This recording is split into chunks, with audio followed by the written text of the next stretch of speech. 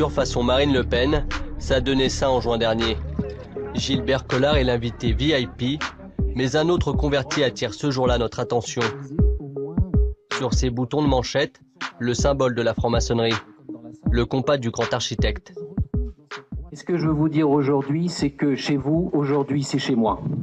Jean-Marie Le Pen a quand même, depuis longtemps, eu raison avant beaucoup d'autres gens. Aujourd'hui, la droite nationale, c'est la droite tout court. Un franc-maçon applaudi par des frontistes, la scène est étonnante. Surtout quand on se souvient des sorties virulentes de Jean-Marie Le Pen depuis 30 ans. La presse gauchiste et maçonne dressée contre nous. Il n'est peut-être pas mauvais que le grand maître du Grand Orient ait révélé publiquement le rôle que joue cette organisation secrète dans le complot d'esprit contre le Front National. Le CRIF et le Grand Orient de France du même côté, ça ne m'étonne pas. Je dirais même que ça me rassure. Bonjour Monsieur Le Pen. Est-ce que c'est une ouverture qui peut aller jusqu'à accueillir des francs-maçons du Front National? Je crois qu'il y en a déjà, je pense. Depuis longtemps? J'en sais rien, mais je crois qu'il y en a. En tous les cas, il n'y avait pas d'objection à ce qu'il y en ait. Gilbert Collard attire une nouvelle fois les caméras. Le président du comité de soutien de Marine Le Pen est lui aussi franc-maçon. Sur les réseaux sociaux, Collard assume son appartenance à la franc-maçonnerie. Il dit être frère depuis l'âge de 18 ans. L'avocat médiatique se revendique de la Grande Loge nationale de France, une obédience classée à droite. Ce jour-là, il joue les chauffeurs de salle pour Marine Le Pen. Alors je me suis dit, mais qui pourrait faire quelque chose? Oh, je vais le dire, hein, tant pis. Hein. Qui aura les couilles de faire quelque chose? Plus surprenant encore, Marine Le Pen est soutenue par un frère du Grand Orient, la principale obédience en France, classée à gauche. L'homme qui a convaincu Valérie Ledouguet de rejoindre la cause mariniste, c'est Louis Alliot, vice-président du mouvement et compagnon de la présidente du FN.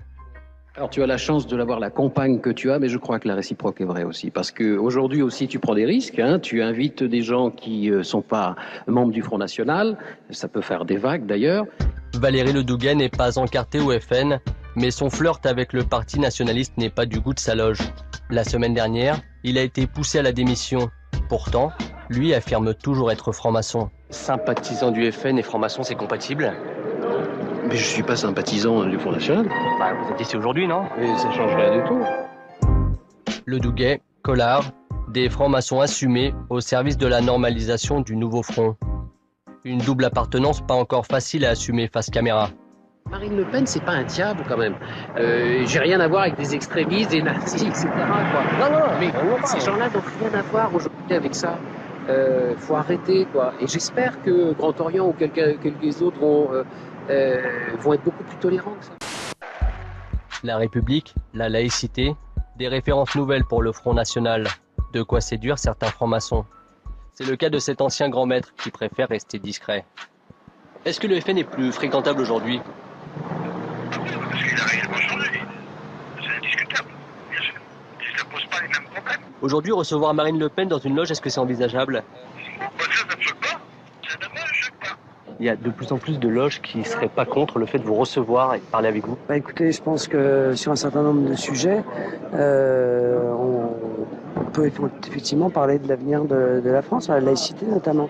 J'ai d'ailleurs été assez frappé, moi, de voir que les loges qui sont censées avoir la laïcité comme sujet principal de préoccupation avaient été assez atones, assez absentes dans ce débat sur les prières de rue. Je suis ravi de voir qu'elles se réveillent. Cet OPA de Marine Le Pen sur la laïcité, un comble pour le Grand Orient.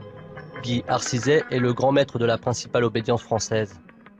Je pense que certains hommes, peut-être, ou certaines femmes, peuvent se laisser prendre à l'habileté, j'allais dire à la perfidie aussi, des arguments du Front National. Le Front National est en train de se construire une image vertueuse, républicaine. Tant qu'on ne parlera pas avec la laïcité de solidarité, nous serons très méfiants vis-à-vis de ceux qui veulent faire de la laïcité un outil d'exclusion, de xénophobie. Nous ne sommes pas dans cette démarche. Alors, y a-t-il une stratégie du Front National pour attirer les francs-maçons? S'il y a des gens qui sont au Front National et qui ont de surcroît une partie, qui participent de surcroît à des loges, tant mieux. Mais en l'occurrence, si vous voulez, je ne pense pas que ce soit leur appartenance à une loge qui fait qu'ils viennent soutenir notre projet. Donc c'est pas une stratégie de la part du FN? Non, il n'y a pas de stratégie de la part du FN, non. Merci. Et ces choses-là ne dépassent, mais nous, on en est les organisateurs. Pour la présidentielle de 2012, le Grand Orient vient de lancer les invitations. Tous les candidats seront les bienvenus pour des séances publiques appelées tenues blanches, tous sauf Marine Le Pen.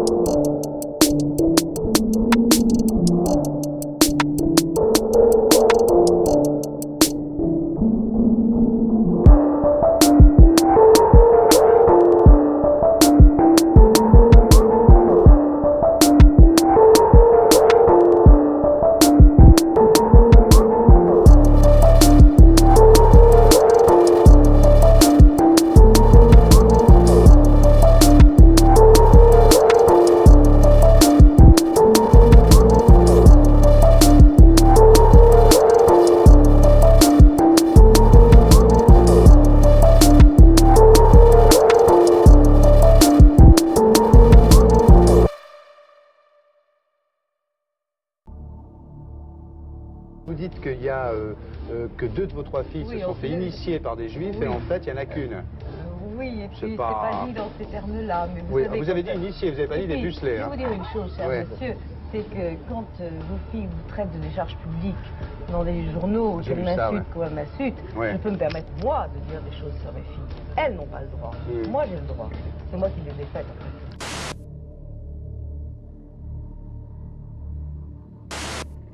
Marine Le Pen en robe de soirée. Cette scène inhabituelle a eu lieu mardi soir lors du très sélect gala en l'honneur des 100 personnalités les plus influentes du monde désignées par le magazine Time. De Madame Le Pen qui a été invitée avec son compagnon Louis Alliot. Le vice-président du Front National, Louis Alliot, connu également comme le conjoint de Marine Le Pen, se trouvait en Israël de dimanche à mardi soir. Un déplacement tenu secret, mais qui a finalement été révélé lundi par le site internet GSS News. C'est la première fois qu'un dirigeant du FN entreprend de rencontrer à Jérusalem et Tel Aviv des personnalités publiques israéliennes. À cette occasion, Louis Alliot a affirmé que lors de la présidentielle et des législatives de 2012, son parti obtiendrait beaucoup de voix dans la communauté juive de France et parmi les franco-israéliens. Qui a été invité au gala de Time Warner à New York le 22 avril. Alors, c'est quand même un phénomène très significatif de la scène politique française. Parce que le magazine Time, qui est champion d'ailleurs pour trouver les hommes de l'année. Je rappelle qu'en 1931, Time Magazine avait choisi comme homme de l'année Pierre Laval, qui sera fusillé en 1945 en France pour collaboration avec l'ennemi. Bon. Le même magazine Time qui avait, je crois, en 1938 fait d'Adolf Hitler l'homme de l'année. En tout cas, Madame Le Pen a été propulsée par Time, le magazine Time, au rang des 100 personnes les plus influentes du monde. Et B, les 100 personnes les plus influentes du monde. Bien.